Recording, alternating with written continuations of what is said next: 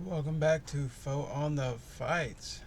Oh my goodness, UFC Paris is wrapped up. It was a great card, phenomenal crowd. I mean, they put London to shame almost. They were so loud. It was just crazy. So, UFC is going back to Paris. Cyril Gane got the job done. Pick tie. It was close. I screamed in that second round when he dropped him. I thought it was over, man. My voice is a little jacked because it's always a little jacked, and the little scream made it a little more so. But here we get to predictions. I went 6 for 6 on wins and losses. Not the best. My worst in up to recent date. I usually do way better than 50%, but I went 50% on this one. So yeah, let's just get right into the fights, guys. Khalid Taha versus Christian Quinones. That wasn't the first fight, actually. First fight was Stephanie Egger. They never have them matched up the way the fights start on ESPN. It's like, what the fuck are y'all doing, man? You got the shit on the Pick'em page. They should be fighting in that order, but nope, they didn't. So I'm gonna do my best to do it in the order they actually fought. Stephanie Egger versus Eileen Perez. I picked Eileen Perez because I don't know. I just had a feeling she had more power and would get a knockout. And she made a good accounting of herself. I was making French toast during this first fight, so I don't remember everything super clear. But Stephanie Edgar got the submission win. And we didn't get to see Eileen Perez twerk because she had that cake, and that was her signature thing. If she wins, she likes to twerk. So sucks we didn't get to see that, but maybe we'll see it one day in her future. And then next we had, you know what? Screw it. I'm just gonna go. Sorry if it's not in order. Khalid Taha versus Christian Quinones. I picked Christian. Khalid Taha is coming off of like 2 losses. And yeah, now it's 3, I think. And Christian Quinones was coming off the Contender Series. Mexican dude. He had a lot to prove. Had to make a statement. Submit his entrance into the UFC. And he had a great debut with a TKO, KO, whatever. Really good fight. Pretty evenly matched up until the knockout sequence. I think he landed a clean right hand on the temple and put his man out. Followed up with some good shots. Dude woke up and was like trying to protest it, like, nah, dude, you got knocked the fuck out. So sorry, you're going home, and you probably lost your job. That's cold, but all right. Next, we had the first Frenchman of the night, Benoit Saint Denis. And this guy really set the tone. I don't think a single Frenchman lost tonight in Paris. Super impressive, man. I heard he's ex special forces for, former special forces for France, French special forces. And the guy's only 26, I think, but he looks like he's like 36. Dude is grizzled. Looks like he's been through some shit, man. Pretty good, well-rounded fighter. And to be honest, Gabriel Miranda, he wasn't a pushover. I think it was his debut. Brazilian guy. Had a pretty good accounting of himself, but Benoit Saint Denis just proved to be too much for him. On the feet, on the ground, everywhere. Man, the crowd went absolutely bonkers. And like I said, Benoit just set the tone with this first win for the French fighters, and they came and followed it up beautifully. So moving on, we have another Frenchman, Fares Ziam. I'm not even telling you who I picked. I picked Eileen in the first one. She lost. I picked Christian Quinones. I already told you he won. And then I picked Benoit Saint Denis. He won. And then the next one I have Fares Ziam. 19% picked him. He was a big underdog here against a Michael Figlak, who was 81% pick. The guy was 8-0 coming in from Cage Warriors. And looking at the records for us, Fares Ziam had some experience in the UFC, I think. And I noticed that Mike Figlak, he was rather green. He had all his wins were in Cage Warriors against guys with records that were like 4-2, 3-1, etc. So I didn't think he was ready for this stage, and it proved not to be because, or Farazem just improved a lot because the guy, he looked like he was a really skilled fighter out there and it was just too much for him everywhere. And he won by unanimous decision. And credit to Mike Figlak, the guy hung in there. He fought to the end of the bell. He tried. Never gave up on himself, so we'll probably see him again, and he'll probably learn from that experience. So yeah, we got that one correct. Ferris, see, I'm telling you, I went 5-1, and then just started losing. So next we had Abusapian Magomedov, got the KO TKO over Dustin Stoltzfus. I made one short on this fight card, Patty, and this was the only fight that I got a short of. I don't know why. I could have got more, but I don't want to seem like I'm just trying to get views from UFC shorts, like a lot of people do, like I'm guilty of doing. But yeah, I just like this finish. It was fast. There was a front kick to the face, followed up with some shots, put him the fuck out of there, and his name is Abus. I kept wanting to call him Albus Dumbledore Magomedov, because that's what I thought of when they were saying his name's Abus. Abus. Just make it Albus. It's so much easier to say. Or just call him Abusapian. It's crazy. They never do that. They always just butcher the names. But this one's so hard to pronounce. They just call him Abus. But yeah, the guy came from the PFL. He was a big favorite. 81% picked him. Dustin Stoltzfus seemed like a nice guy, but yeah, he had coming off a win over Dwight Grant, which is like, Dwight's a 170 pounder, and to be fair, Dustin Stoltzfus could probably be a 170 pounder as well, but Dwight moved up to middleweight for some reason. He's way undersized there, and Stoltzfus isn't the biggest middleweight anyway, and this other guy just is massive, and fast and strong, and striking looked phenomenal. Kind of disappointed we didn't get to see a little more out of him, but you know, what can you do? Can't be mad at the guy for being too good. So yeah, I picked him. I picked Abus Magomedov. Gotta pick the Magomedov always. Not always, but in this case, it worked out. And then next we had Nasrat Hakparast. This one was a little too close for comfort against John McDessie. It's crazy. They said John McDessie's been in the UFC since 2010, and I can't name a single fight I've seen him in, to be honest. I know I've seen him before, obviously, because I've been watching every card for over 2-3 years now, just about. Really doubled down though when I made the channel just to certify my knowledge and experience of the game. Can't miss a fight night or a pay-per-view. But yeah, Nasrat got the win. He etched it out. He probably landed a little more, did a little bit more damage. McDessie definitely had the power advantage though, but he just didn't really land enough to match the fight, and the rounds were kind of just being won by Nasrat, but it wasn't a fan-pleasing fight by any means. But credit to Nasrat Hakparast, was coming off 2 losses to Dan Hooker and Bobby Green, so he really needed this win, because we all know 3 losses in the UFC is not good for anyone. And if you get 3 or 4, you're out the door probably. Didn't mean to rhyme that, just happened that way.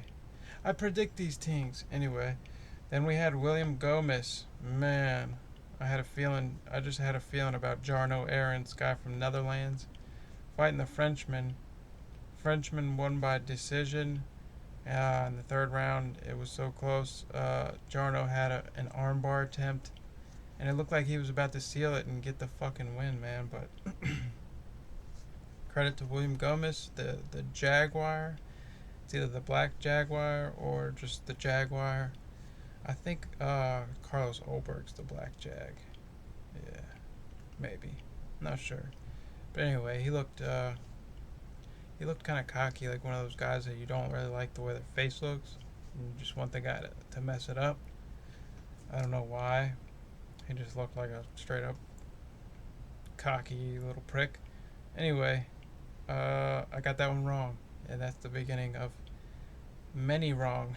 I picked Joaquin Buckley in the next one against Nasruddin Imavov, and I was pissed with Nasruddin Imavov. Is it me, or was he just acting like a straight up douchebag this whole fight?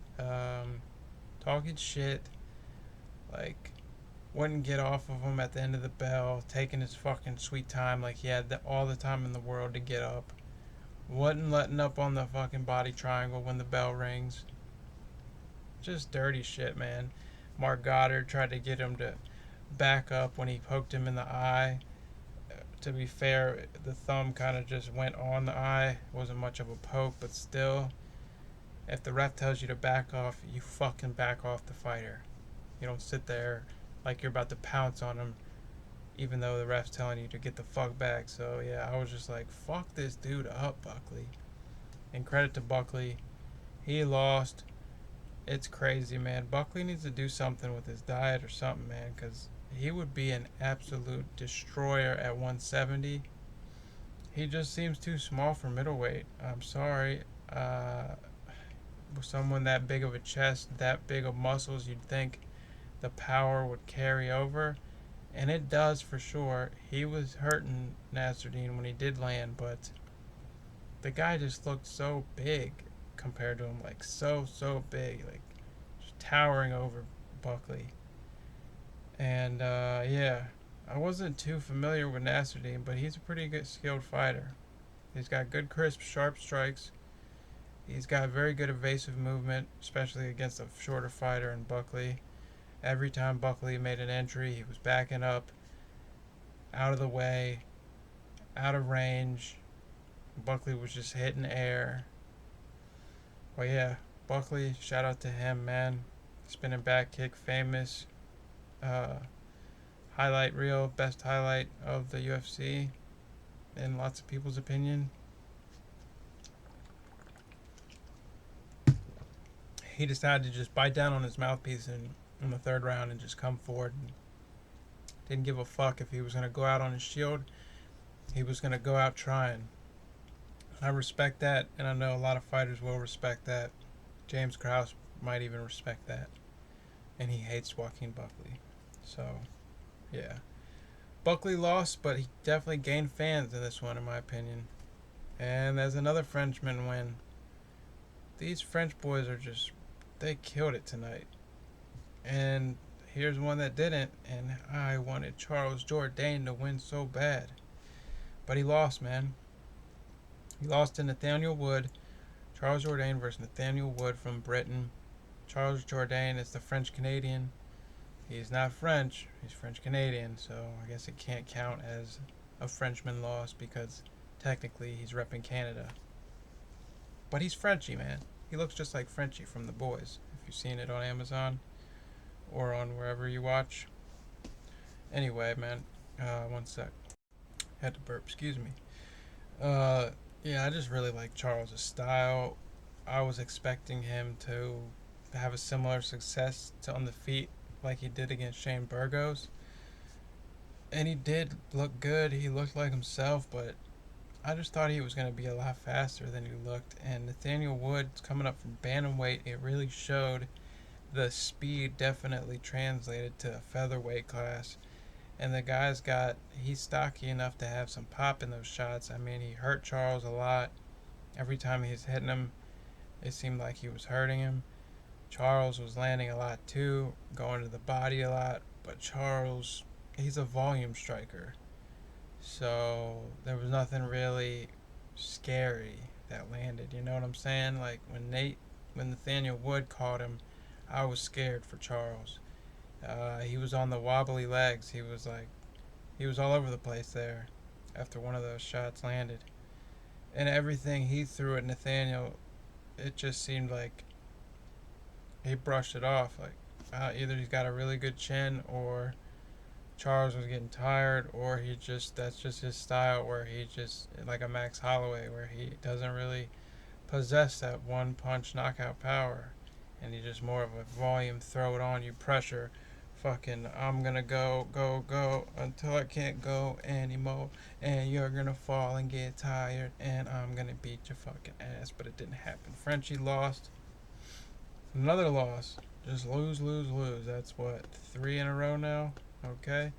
And we'll make it 5. 5 losses in a row with Alessio Di Chirico. Didn't mean to rhyme that either, but hey, I'm a rapper. That's my other side hobby, so it's just a habit, guys. It's just natural.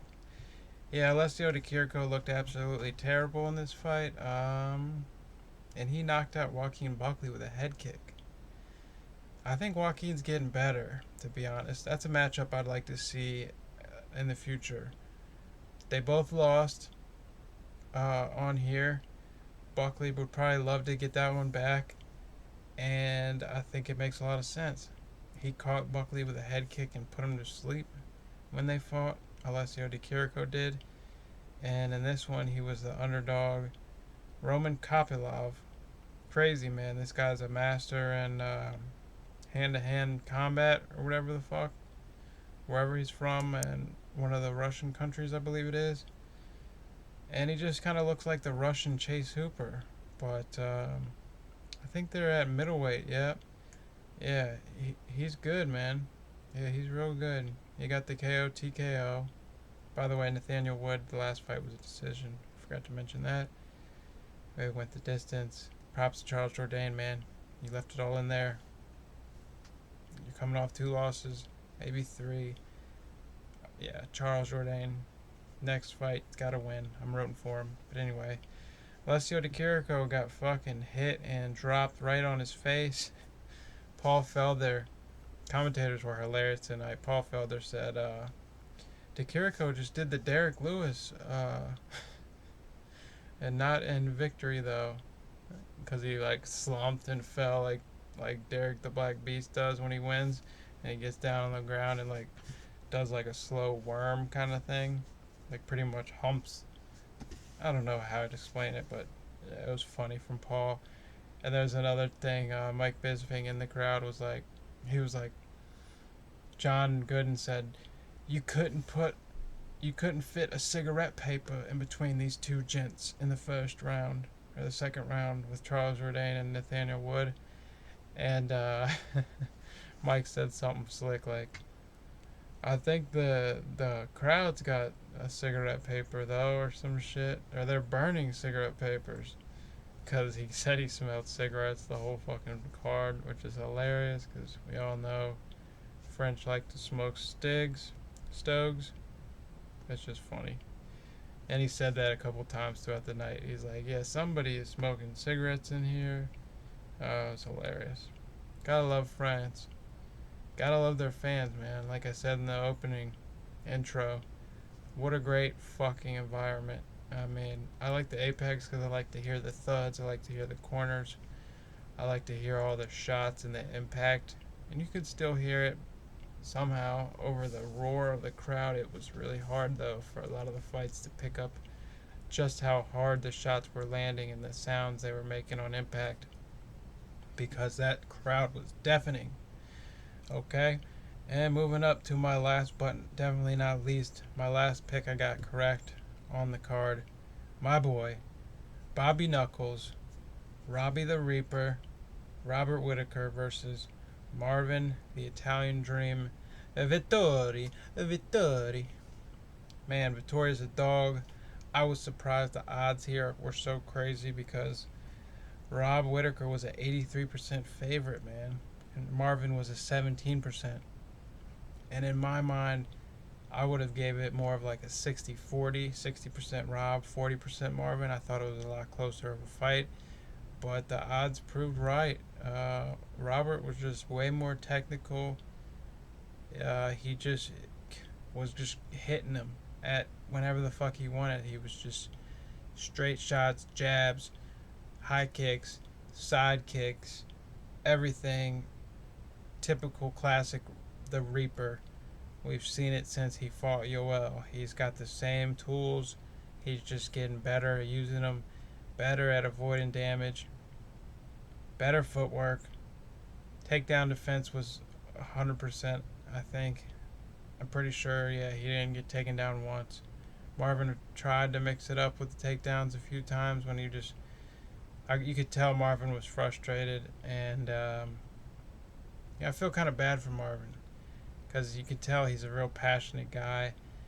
Even when he lost to Izzy, he just looked like he thought he won the fight somehow, which was just absolutely ridiculous. But I got the sense that at the end of this one, he knew he had lost. He knew Rob had just simply bested him, was the better man today, and that's cool to see. I hope he proves that right in the post-fight interviews and gives credit where credit's due, because he wasn't an asshole. He didn't have bad blood, but he didn't shake Rob's hand at the last weigh-in. Got in his face, tried to intimidate him with his, I'm an angry meathead, I'm gonna come and kill you. And Rob was just like, he knew better. He knew what was up. He knew the skill level we're not on the same level, mate. I think my skills are just better than his skills. Alright, so I got Robert right. That went to unanimous decision. Beautiful performance. I think Robert probably gets performance of the night, to be honest. I'm going to go check the stats here before I wrap it up. I'll let you know. Hopefully I'll let you know who got all the bonuses. I know Cyril Gane got fight of the night. Great, because Ty deserved it. Moving on to the main event, Cyril Gane versus Tai Tuivasa. 70% picked Cyril, 30% picked Ty. And it was a KO, TKO. That guy with the Ghost Club on YouTube, Mahomed or something, said, "Welcome to the Ghost Club, Tai Tuivasa." Come on, bruh. He was not put to sleep. It was fatigue. It was damage to the body. It was a multiple things, but he was not put out cold, so therefore his soul did not leave the body. He is not in the Ghost Club. So sorry to ruin your fucking charade and your content. But yeah, you're fucking, it's not fair, because he did not get knocked out. And that's how you lose. That's how you join the Ghost Club. When you get slept cold on the ground like Marty Usman, like Ben Askren, snoozing, snoring, having dreams of fucking whatever. Ty, no dreams. He was just laying down, catching his breath from just pure exhaustion and probably a lot of pain from taking so many fucking shots on that chin of iron steel. He's a fucking Samoan, Australian, Western Sydney baby warrior. And I fucked with Ty hard, man. I was rooting for him big time. I picked with my heart, which I try to tell you guys I never do. I pick who I think's gonna win, not who I want to win. But in this one occasion, I picked Ty just because, partly because I wanted him to win, and partly because the last card I picked Usman, and then we saw what happened. Leon won, and he was a huge underdog.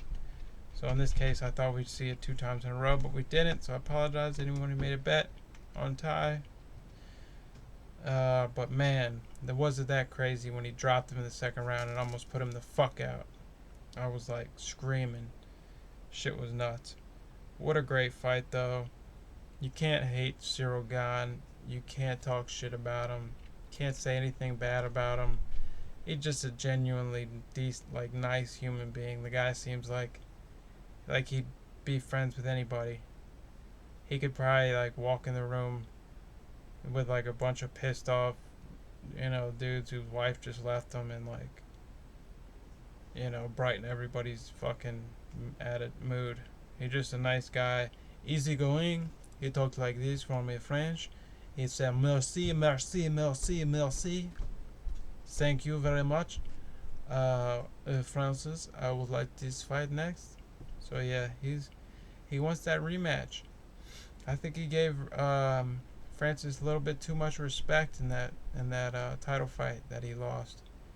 Surprisingly, he went 5 rounds with Francis, the most dangerous knockout artist in the game. And I don't even think Francis caught him and dropped him. And my man Tai Tuivasa bammed his ass and put him down. And I thought it was over. I even heard Mike Bisping say, I thought it was over too. That's how crazy it was. What a great ending to an awesome fight card. Another UFC in the books. It was great. And then how many total strikes will be landed in the main event? The bonus, I picked 89. Ended up being 149. So, yep, sorry about that, guys. If you lost any money on my account, I'll try to hopefully do better in the next one. Let's go back. Oh my goodness, one sec. It just logged me out. And I always like to end the show with the proof in the pudding. There it is. 6 wins, 6 losses. Christian, that's a win. Benoit Saint Denis, that's a win. Stephanie Edgar, Eileen Perez, that's a loss. It's incorrect. Farah correct. Albus Dumbledore, correct. Nazrat Hakras, correct. And here comes the terrible picks. William Gomez versus Aaron's, whatever, incorrect. Joaquin Buckley, incorrect. Charles Jourdain, incorrect. Alessio De Chirico, incorrect. Then Robert the Reaper. Bobby Knuckles, correct. And last but not least, Tai Tuivasa, incorrect. And 149. And I picked 89. You can see the bonus there. So yeah. Bear with me, guys. I'm going to end up doing some research so that I can just do a fucking screen record. So I can have all this shit up on the screen for you. Do it a little bit more professional. Upgrade the show as we go. We hit 100 subscribers today. Thanks for that. Appreciate it. And then we lost 2. So we're back at 98. So, thanks for that, guys. Just going to motivate me to try to get back to 100 again. So, I'm still here, still doing it. We went 6-6. That's going to be the show, the post-review show, predictions, review, UFC, Fight Night Paris was a phenomenal card, and I hope you enjoyed the fights. Share your comments and thoughts on the card in the comments below, and I will see you in the next video. Peace.